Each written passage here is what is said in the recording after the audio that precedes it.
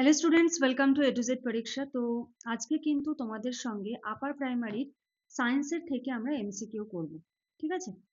তো চলো দেরি করব না, দেরি না করে আজকের ক্লাসটা শুরু করি। সায়েন্সের আজকে আমরা করব হলো ফিজিক্যাল সায়েন্সের অবস্থার পরিবর্তনের চ্যাপ্টার থেকে এমসিকিউ। আমাদের যে অনলাইন ক্লাস চলে সেখানে কিন্তু এরকম চ্যাপ্টার ওয়াইজ তোমরা ওয়ান লাইনার এমসিকিউ এগুলো কিন্তু সমস্ত কিছু প্রোভাইড করা হয়, ঠিক আছে? একদম আপার প্রাইমারি যা যা সিলেবাসে আছে সবকিছু। প্রথম প্রশ্ন দেখো, প্রথম প্রশ্ন কি বলেছে? বলেছে পদার্থের প্রধান কয়টি অবস্থা আছে? 2টি, 3টি, 4টি, 5টি। অ্যান্সার কি হবে? অ্যান্সার হবে হলো 3টি অবস্থা রয়েছে। নিচের কোনটি গ্যাসীয় অবস্থার উদাহরণ? বরফ, জল, বাষ্প, তেল। অ্যান্সার হবে বাষ্প, বোঝাই যাচ্ছে। তাপ প্রয়োগ করলে বরফ প্রথমে কোন অবস্থায় পরিণত হয়? গ্যাস, প্লাজমা, তরল, অতি তরল। একটা বরফে যদি তাপ প্রয়োগ করা হয় সেটা কিসে পরিণত হবে? প্রথমে তরলে। বাষ্প থেকে তাপ নিষ্কাশন করলে কি হয়? তোমাদের আজকে হলো 20টা এমসিকিউ আছে। কত স্কোর হলো অবশ্যই কিন্তু কমেন্ট সেকশনে জানিও। আর যদি মনে হয় যে না এমসিকিউ গুলো কিছুটা হলেও ভালো লাগছে তাহলে অবশ্যই কিন্তু একটা লাইক করে দিও। দেখো, বাষ্প থেকে তাপ নিষ্কাশন করলে কি হয়? বাষ্প থেকে যদি আমরা তাপ নিষ্কাশন করে নিই তাহলে কি হবে? বরফ তৈরি হবে, জল তৈরি হয়, গ্যাস বাড়ে, প্লাজমা হয়। তাহলে বাষ্প থেকে তাপ নিষ্কাশন করে নিলে জল তৈরি হয়।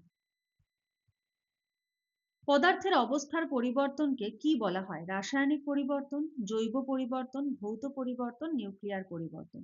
পদার্থের যে অবস্থার পরিবর্তন, ধরো কঠিন থেকে তরল হলো বা তরল থেকে বাষ্প হলো, এই যে অবস্থার পরিবর্তন এটাকে কি বলে? অবশ্যই এটাকে বলা হয় ভৌত পরিবর্তন। প্লাজমা অবস্থায় পদার্থ থাকে কঠিন, আংশিক তরল, সম্পূর্ণ আয়নিত, অতি শীতল। উত্তর হবে সম্পূর্ণ আয়নিত। প্লাজমা অবস্থায় পদার্থ থাকে সম্পূর্ণ আয়নিত। আচ্ছা, এখানে দেখো আমাদের আপার প্রাইমারি ক্লাসের ডিটেলস দেওয়া রয়েছে। সায়েন্স এবং আর্টস উভয়েরই কিন্তু ক্লাস চলছে সপ্তাহে 3 দিন করে, CDP, Bengali, English, science, social studies, ঠিক আছে? ডিটেলসে আরো জানার জন্য তোমরা নিচের এই নাম্বারটায় যোগাযোগ করো, করে সমস্ত তথ্য কিন্তু জেনে নিতে পারো। নেক্সট কোশ্চেন দেখো,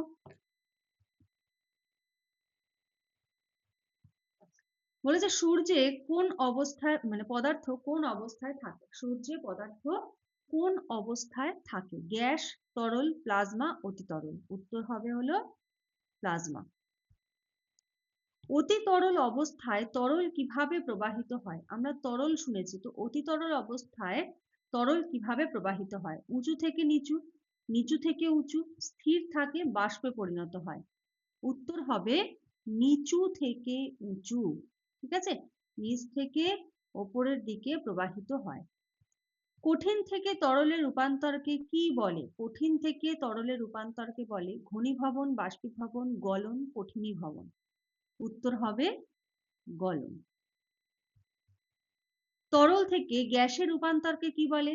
গলন, বাষ্পীভবন, ঘনীভবন, ঊর্ধ্বপাতন। উত্তর হবে হলো বাষ্পীভবন।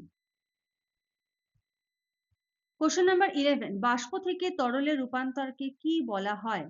গলন, কঠিনীভবন, ঘনীভবন, ঊর্ধ্বপাতন। এটা থাকবে তোমাদের জন্য HW, তোমরা বলবে এটার উত্তর কি হবে, ঠিক আছে? কমেন্ট করবে। আশা করি এটা প্রত্যেকেরই পারা উচিত, তো কমেন্ট করে জানিও যে এটার উত্তর কি হবে। 12, তরল থেকে কঠিনে রূপান্তরকে কি বলে? তরল থেকে কিসে রূপান্তর হচ্ছে? কঠিনে রূপান্তর হচ্ছে, এটাকে কি বলা হয়? গলন, ঘনীভবন, কঠিনীভবন, বাষ্পীভবন। উত্তর কি হবে? উত্তর হবে হলো কঠিনীভবন, ঠিক আছে? তরল থেকে কঠিনে রূপান্তরকে কি বলে? কঠিনীভবন। কোন অবস্থান্তরে তাপ প্রয়োগ কোন অবস্থান্তরে তাপ প্রয়োগ করতে হয়? নিম্ন অবস্থান্তর, উচ্চ অবস্থান্তর, ঘনীভবন, কঠিনীভবন। কোনটাতে হিট প্রয়োজন হয়? উত্তর হবে উচ্চ অবস্থান্তর। কর্পূরের অবস্থান পরিবর্তন কোন প্রক্রিয়ায় হয়? গলন, ঘনীভবন, ঊর্ধ্বপাতন, কঠিনীভবন। উত্তর হবে কি? ঊর্ধ্বপাতন। এই যে এগুলো দেখছো, হ্যাঁ,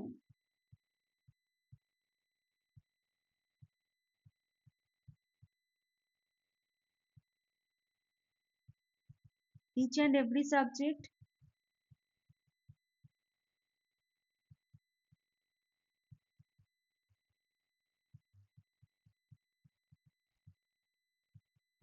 নোটস প্লাস এমসিকিউ, ঠিক আছে?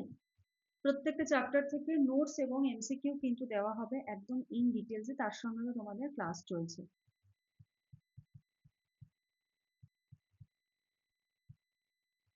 ঠিক আছে, সমস্ত কিছু, শুধু যে নোটস পাবে তা নয়, এমসিকিউ কিন্তু পাবে চ্যাপ্টার ওয়াইজ। আচ্ছা, নিচের কোনটি ঊর্ধ্বপাতনযোগ্য পদার্থ? লোহা, তামা, আয়োডিন, পারদ। উত্তর হবে একদম ইজি, আয়োডিন। প্রমাণ চাপের মান কত? এটা এইচডব্লিউ থাকলো, তোমরা বলবে এটার উত্তর কত হয়, কি হবে? দুটো দিলাম, হ্যাঁ, দুটো HW. 70 semi, 72 semi, 74 semi, 76 semi. বরফের স্বাভাবিক গলনাঙ্ক কত? -10 degree Celsius, 0 degree Celsius, 10 degree Celsius, 100 degree Celsius. উত্তর হবে 0 ডিগ্রি সেলসিয়াস। কোন পদার্থের নির্দিষ্ট গলনাঙ্ক নেই? লোহা, তামা, বরফ, মোম। কোন পদার্থটা, নিম্নের কোন পদার্থটির নির্দিষ্ট কোনো গলনাঙ্ক নেই? এটা খুব ইম্পর্টেন্ট, পরীক্ষায় আসার মতো একদম, ঠিক আছে? উত্তর হবে হলো মোম। কোশ্চেন নাম্বার 19, বিশুদ্ধ কেলাসিত পদার্থের গলনাঙ্ক ও হিমাঙ্ক কি হয়? ভিন্ন হয়, সমান হয়, অনির্দিষ্ট হয়, শূন্য হয়। উত্তর হবে সমান। হিমাঙ্কের নিচে তরল না জমার ঘটনাকে কি বলে? হিমাঙ্ক যেটা রয়েছে, মানে যেখানে ধরো বরফ হয়ে যাচ্ছে, সেখানে যদি তরল না জমে, সেই ঘটনাকে কি বলে? ঊর্ধ্বপাতন, অতি তরলতা, অতি শীতলীকরণ, ঘনীভবন। উত্তর হবে অতি শীতলীকরণ। ঠিক আছে, তো অবস্থার পরিবর্তন থেকে এই যে 20টা এমসিকিউ দিলাম, তো আউট অফ 20 কত স্কোর হলো প্রত্যেকে কিন্তু জানিও। রেগুলার কিন্তু তোমাদের জন্য আপার প্রাইমারি ক্লাস আসবে, তো চ্যানেলটাকে সাবস্ক্রাইব করে নিও যারা নতুন দেখছো। আজকের মতো এখানে শেষ করছি, নেক্সট ক্লাসে আবার দেখা হবে, কথা হবে। আজকের মতো এইটুকুই, থ্যাংক ইউ।